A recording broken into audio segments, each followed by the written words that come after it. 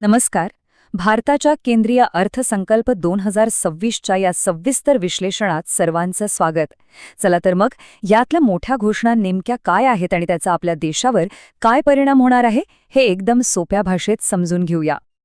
तर या अर्थसंकल्पाचा टोन सेट करताना अर्थमंत्र्यांनी एक खूप महत्त्वाची गोष्ट सांगितली आहे. त्यांचं म्हणणं आहे की पोकळ भाषणांपेक्षा सुधारणांवर भर दिला गेलाय. म्हणजे नुसत्या घोषणा नाहीत तर ठोस कृती आणि लांब पल्ल्याची आर्थिक धोरणं यावर सरकारचं लक्ष असणार आहे. आणि हो, हा अर्थसंकल्प एका अर्थाने ऐतिहासिक आहे, कारण भारतात असं पहिल्यांदाच घडलंय की एकाच अर्थमंत्र्याने सलग 9 बजेट सादर केले आहेत. यातून धोरणांमध्ये एक प्रकारचं सातत्य दिसून येतं. बरं, मग आता या अर्थसंकल्पाच्या आत डोकावून पाहूया. आपण सुरुवात करूया काही मोठ्या आर्थिक आकड्यांपासून, मग पाहूया की करदात्यांसाठी काय बदल आहेत आणि शेवटी एका भविष्यवेधी भारतासाठी कोणत्या मोठ्या योजना आखल्या आहेत यावर नजर टाकूया. चला, सर्वात आधी बघूया आपल्या अर्थव्यवस्थेचं हेल्थ रिपोर्ट कार्ड, म्हणजे ते महत्त्वाचे आकडे जे आपल्याला देशाच्या आर्थिक स्थितीचं एक स्पष्ट चित्र देतील. सरकारने जी वित्तीय तूट आहे ती जीडीपीच्या 4.3% खाली आणण्याचा अंदाज वर्तवला आहे. याचा सरळ अर्थ असा की सरकार खर्चावर नियंत्रण ठेवून आर्थिक शिस्त पाळण्यावर भर देतंय. आता ही वित्तीय तूट म्हणजे नेमकं काय? अगदी सोप्या शब्दांत सांगायचं झालं तर ही आहे सरकारची कमाई आणि खर्च यांच्यातला फरक. म्हणजे सरकार जितकं कमवतं त्यापेक्षा जास्त खर्च करत असेल तर ती तफावत भरून काढायला सरकारला कर्ज घ्यावं लागतं. हा आकडा तेच दाखवतो. या वर्षीच्या बजेटचा एकूण आकार आहे तब्बल 53.5 लाख कोटी रुपये. हो, एवढा मोठा आहे हा आकडा. यावरूनच सरकारच्या खर्चाचे प्राधान्यक्रम काय असतील याचा आपल्याला अंदाज येतो. आणि या एकूण खर्चातला एक खूप मोठा हिस्सा म्हणजे 12.2 लाख कोटी रुपये हा फक्त भांडवली खर्चासाठी ठेवलाय. म्हणजेच देशात नवीन रस्ते, पूल, रेल्वे अशा दीर्घकाळ टिकणाऱ्या मालमत्ता तयार करण्यासाठी हा पैसा वापरला जाणार आहे. चला, आता त्या भागाकडे वळूया ज्याचा थेट संबंध सर्वसामान्यांच्या खिशाशी असतो.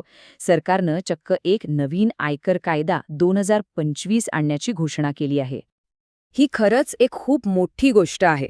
विचार करा, तब्बल 60 वर्षांपेक्षा जास्त जुना कायदा आता बदलतोय.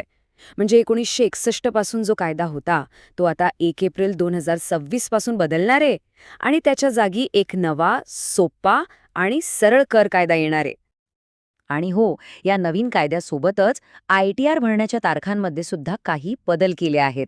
म्हणजे काही विशिष्ट प्रकारच्या करदात्यांना आता रिटर्न फाईल करण्यासाठी थोडा जास्त वेळ मिळणार आहे. याशिवाय करदात्यांना दिलासा देणाऱ्या अनेक छोट्या मोठ्या घोषणा आहेत. जसं की परदेशात शिक्षणासाठी किंवा उपचारांसाठी पैसे पाठवण्यावर जो कर लागतो तो आता कमी केलाय, किंवा ITR उशिरा भरला तरी TDS रिफंड मिळू शकेल. आता फक्त कर नाही तर या अर्थसंकल्पात भविष्यातल्या भारताची पायाभरणी करण्यासाठी एक महत्त्वाकांक्षी योजना सादर करण्यात आली आहे. सरकारने विकासाचा वेग वाढवण्यासाठी 6 मुख्य क्षेत्रांवर लक्ष केंद्रित केलं आहे. यात मॅन्युफॅक्चरिंगपासून ते शहरांच्या विकासापर्यंत आणि MSMEंना बळ देण्यापासून ते पायाभूत सुविधांपर्यंत सगळ्याचा समावेश आहे. याचं एक मोठं उदाहरण म्हणजे पायाभूत सुविधांवर होणारी प्रचंड गुंतवणूक. नवीन हायस्पीड रेल्वे कॉरिडॉर, मालवाहतुकीसाठी खास मार्ग, इतकंच नाही तर देशात 20 नवीन जलमार्ग विकसित केले जाणार आहेत. या सगळ्याचा उद्देश एकच, देशातली कनेक्टिव्हिटी आणि वाहतूक व्यवस्था अधिक वेगवान आणि कार्यक्षम बनवणं. अच्छा, आता एका खूप महत्त्वाच्या घोषणेकडे येऊया. आजच्या जगात मोबाईल फोनपासून ते गाड्यांपर्यंत सगळीकडे सेमीकंडक्टर चिप्स लागतात. या क्षेत्रात भारताला आत्मनिर्भर बनवण्यासाठी इंडिया सेमीकंडक्टर मिशनचा दुसरा टप्पा सुरू होत आहे. आणि यासाठी सरकारने तरतूद केली आहे तब्बल 40,000 कोटी रुपयांची. ही एक प्रचंड मोठी गुंतवणूक आहे जी भारताला चिप मॅन्युफॅक्चरिंगचं एक मोठं केंद्र बनवू शकते. ह्या मिशनच्या पहिल्या टप्प्यात आपण मूलभूत क्षमता निर्माण करण्यावर भर दिला होता. पण आता मिशन 2.0 मध्ये आपलं ध्येय खूप मोठं आहे. आता आपण चिप डिझाईन करण्यापासून ते ती बनवण्यासाठी लागणारी उपकरणं तयार करण्यापर्यंत सगळ्याच बाबतीत पुढे जाण्याचा प्रयत्न करणार आहोत.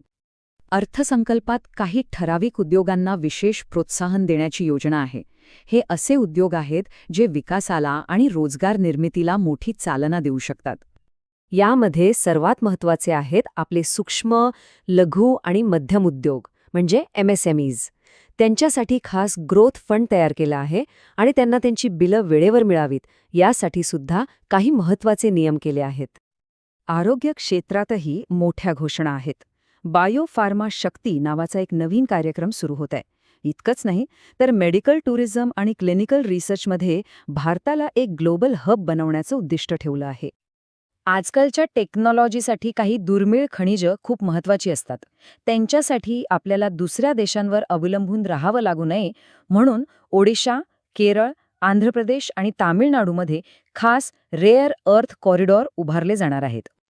तर या सगळ्याचा सार काय आहे? 2026चा हा केंद्रीय अर्थसंकल्प एका बाजूला आर्थिक शिस्त पाळण्याचा प्रयत्न करतोय, तर दुसऱ्या बाजूला पायाभूत सुविधा, तंत्रज्ञान आणि महत्त्वाच्या उद्योगांमध्ये गुंतवणूक करून भविष्यासाठी एक महत्त्वाकांक्षी पाया रचतोय. हा विवेक आणि महत्त्वाकांक्षा यांचा एक समतोल साधण्याचा प्रयत्न आहे. या अर्थसंकल्पाने विकासाची एक विस्तृत आणि मजबूत रूपरेषा नक्कीच आखली आहे, पण खरा प्रश्न हा आहे की बदलत्या जगाची आणि भविष्यातल्या आर्थिक आव्हानांना तोंड देण्यासाठी ही रूपरेषा कितपत प्रभावी ठरेल हे तर येणारा काळच ठरवेल.